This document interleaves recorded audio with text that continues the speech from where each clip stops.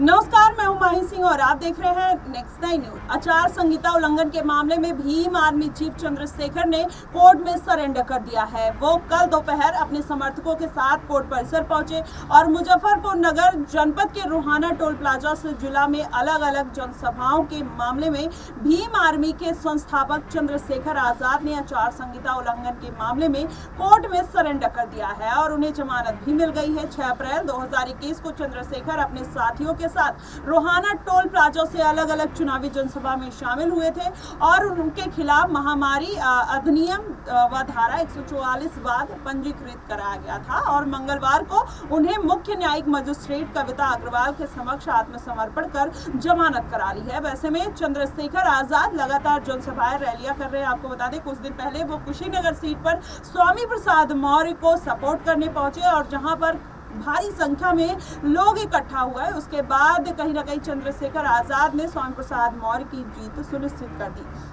लेकिन ये मामला यहीं तक नहीं है। आपको बता दें, चंद्रशेखर आजाद भारत में एक ऐसे नेता हैं जिनके ऊपर सबसे ज्यादा एफआईआर और रिपोर्ट दर्ज है। अब ऐसे में उनके ऊपर 186 मामले, लगभग 179 से 186 मामले जो दर्ज किए जाते हैं और इसमें अगर पूरा मामला देखा जाए तो 35 एफआईआर उनके ऊपर दर्ज है।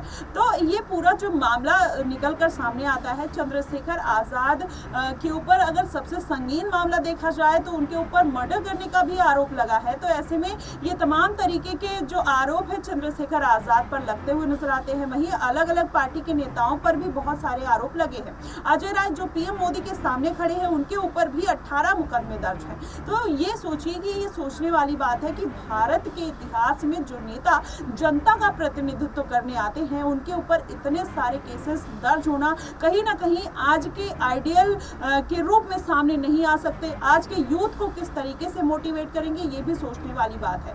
वहीं अगर भारतीय जनता पार्टी की बात करें तो उन पार्टी में भी ऐसे बहुत सारे नेता हैं जिनके ऊपर भी मुकदमे दर्ज हैं। लेकिन अगर योगी सरकार की बात करें यूपी में, तो यूपी कहीं ना कहीं गुंडों और माफियाओं के खिलाफ जिस तरीके से कार्रवाई करते हैं, जिस तरीके से एक्शन लेते हैं, कहीं ना कहीं ये गुंडा राज खत्म होने की पूरी संभावना है। लेकिन चंद्रशेखर आजाद लगातार लोगों के लिए आवाज उठाते हैं, जिसकी वजह से वो खुद मुसीबत में पड़ जाते हैं। आपको बता दें, वो दलितों के लिए आवाज उठाते हैं। रामपुर में एक बच्चे की हत्या हो गई थी, जिसको लेकर वो वहाँ पर प्रोटेस्ट करने आए थे, जिसके बाद उनके ऊपर एफआईआर हो गया। उसके बाद वो राजस्थान में एक महिला कर्मचारी के जिस तरीके से उसका शोषण हुआ, उसके लिए आवाज उठाते हुए नजर आए।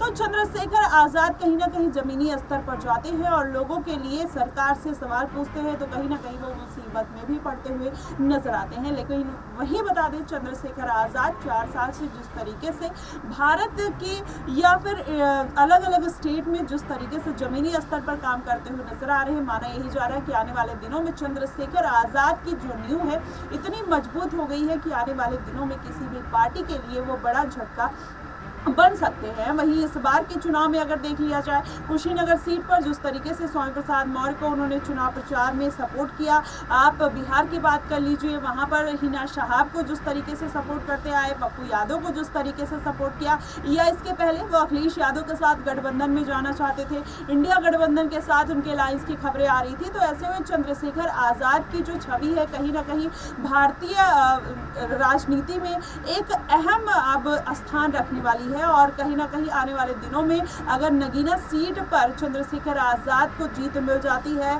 तो फिर अब चंद्रशेखर आजाद जाहिर तौर पर एक बड़े नेता के रूप में उभर सकते हैं और बड़ी बड़ी पार्टियों को भी मात देते हुए नजर आएंगे, क्योंकि चंद्रशेखर आजाद एक युवा नेता है और लगातार युवाओं का जो जुड़ाव है उनसे होता हुआ नजर आ रहा है। वैसे में ये जो समीकरण बन रहा है वो आजाद के पक्ष में आता हुआ दिखाई दे रहा, भले ही उनके ऊपर मुकदमे दर्ज हैं। आज जिस तरीके से मैंने बताया कि उनको कोर्ट से राहत मिल गई, जमानत मिल गई, तो ऐसे में चंद्रशेखर आजाद कहीं ना कहीं अपने लिए नहीं दूसरों के लिए आवाज उठाते हैं, जिसकी वजह से उनकी राह थोड़ी आसान होती हुई भी जा रही है। फिलहाल देखना यही होगा कि नगीना सीट पर चंद्रशेखर आजाद जीत दर्ज कर पाएंगे या नहीं।